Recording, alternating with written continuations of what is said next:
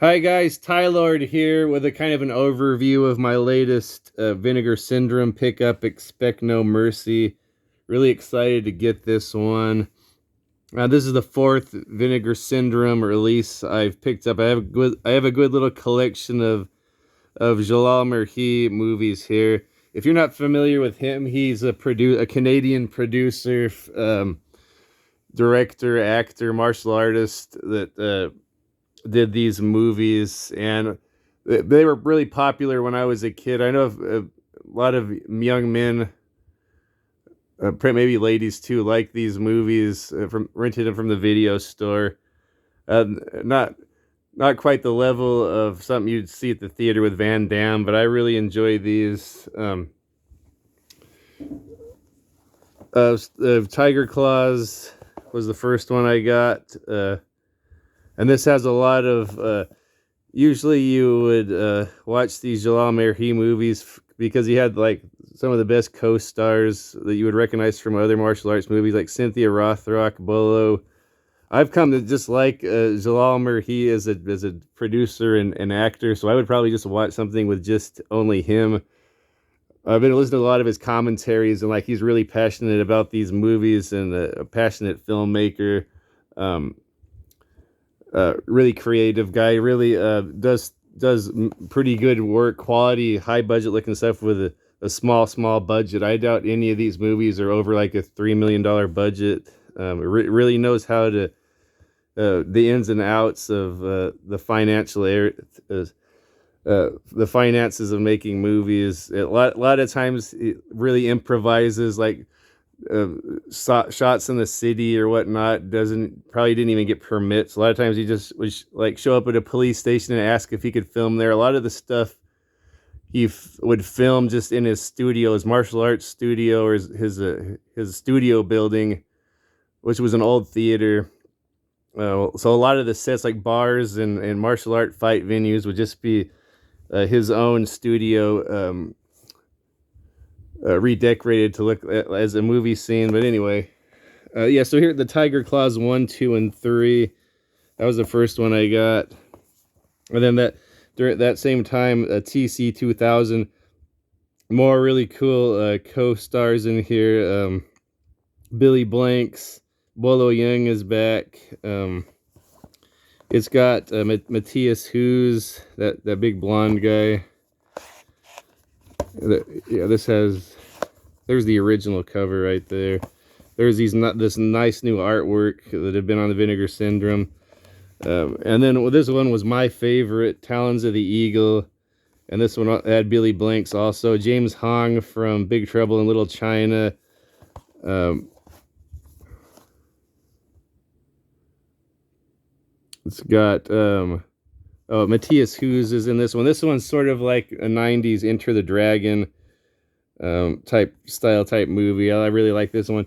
And then there was Expect No Mercy. That's the latest one, released from Vinegar Syndrome. And man, I thought never would say this, but this might be my favorite Jalal Merhi movie. Maybe my favorite Billy Blanks movie. It's been a while since I've seen it, but after watching this, it's kind of like almost like a sequel to this one. Like, it's sort of a buddy movie. Jalal and Billy infiltrate this video game slash religious cult that's training martial artists by way of video game simulation to assassinate people, and they're infiltrating the operation to bring him down. So it's kind of similar to Talons of the Eagle. It almost seems like they're the same characters, but they have different names. So it's not a sequel, but cool cast in here. And this director, Zell Dallin, he seemed like a creative guy, like really happy to do this type of movie. I watched the commentary and the extras on this. It's really interesting movie, really low, just over $2 million to make this movie. It has great cinematography. I've It's been a long time since I've seen this. I probably saw it on VHS, and then I probably saw a crappy version on YouTube. But man, this is high. Looks really good on the Blu-ray. It looks like a fantastic multi-million dollar movie from 1995, I believe this comes out, and got a great cast. Jalal and Billy are in there. It's got Laurie Holden, probably from Walking Dead. I know she's been in. I think she was in the Silent Hill movie. She kind of reminds me of Sonya Blade in this. She kind of looks like, there she is over there, but drop dead gorgeous. Like really good actress too. I'm surprised she never isn't like a household name. And then the bad guy is, what's his name? Wolf Larson. He plays like sort of like the cult leader of this computer video game simulation martial art training / religious cult leader. And I guess originally we're trying to Jalal was trying to get Gary Daniels to play that role, but it didn't go through, which would have been cool. And I guess originally, I did not know this, but originally the studio wanted Olivier Gruner to play this part, but I guess there was like scheduling conflict, or he got hurt or whatever. But good to see Billy Blanks in here. He fights with his brother Michael Blanks. I don't know if he's a martial artist, but he's really big. He's even bigger than Billy Blanks. There's a badass fight in a boiler room at the end. It's really well choreographed. There's fighting inside the video game. It's kind of corny, but really high tech for the time. Sort of like, I guess video games were really popular, except at Mortal Kombat and Street Fighter. This was like simulating that. So it's kind of like Enter the Dragon meets Mortal Kombat meets Tron. A lot of the big fights in the movie happen like in virtual reality, so there's weird effects going on. But there's a lot of like practical effects, outside action, gunplay, shooting, explosions. I don't know if this is a university or some sort of office. It's kind of a big cement facility. I don't know if it's a university, but it has a really cool futuristic look. A lot of it gets blown up at the end, but it's sort of like a. And then there's all these martial artists out training in the courtyard. And when Billy Blanks walks up, it kind of reminds me of Enter the Dragon, like in the future. And then, yeah, it's got a good. And then one of the main henchmen is that Anthony DeLongis. He's a stunt man.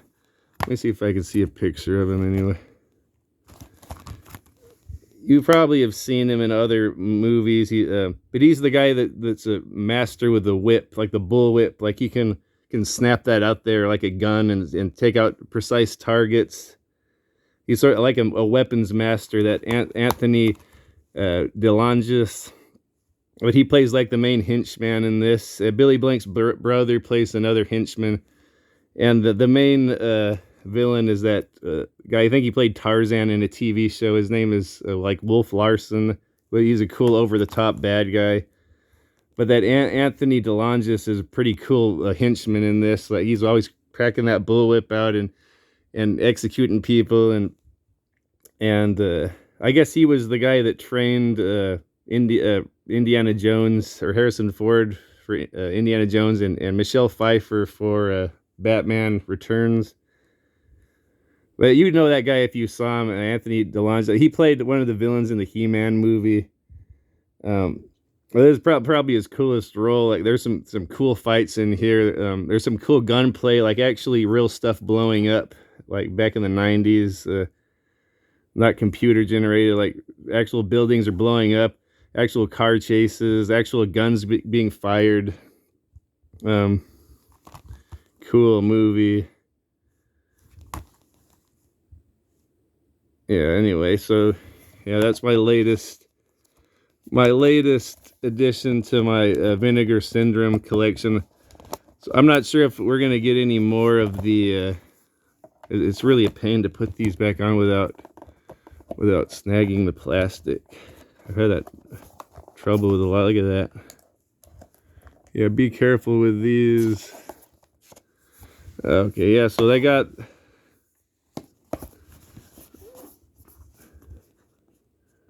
that's 6 movies altogether, because this is a 3-pack. But there's all of the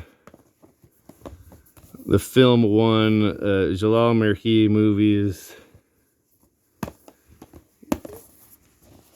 Yeah, to tell you the truth, Expect No Mercy might be my favorite. Before I would have said maybe one of the Tiger Claws or Talons of the Eagle, but I don't know, after watching this, like in high quality, Expect No Mercy, especially knowing that it just cost like over $2 million to make it.